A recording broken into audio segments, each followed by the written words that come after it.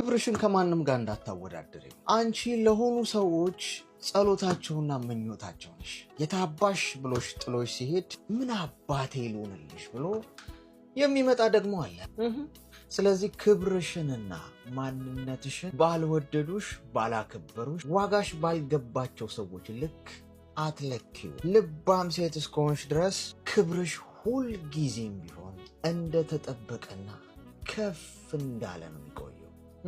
ቁመትሽ ወይ አቋምሽ ወይ ቅላትሽ ወይ ጥቁረትሽ ወይ ማማርሽ ወይ አለማማርሽ አይደለም የሚፈይደው።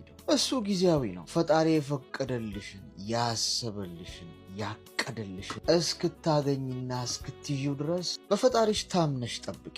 በትዕግስት የማይፈታው ምንም ነገር ታጋሹኝ እንጂ በወንፊት ውሃ መያዝ ትችያለሽ። ዋናው ነጥብ ወንፊቱ ላይ ያለው ውሃ በረዶ እስኪሆን መጠበቅ ብቻ ነው። የሁሉም ነገር መፍቻ ትዕግስት ብቻ ነው።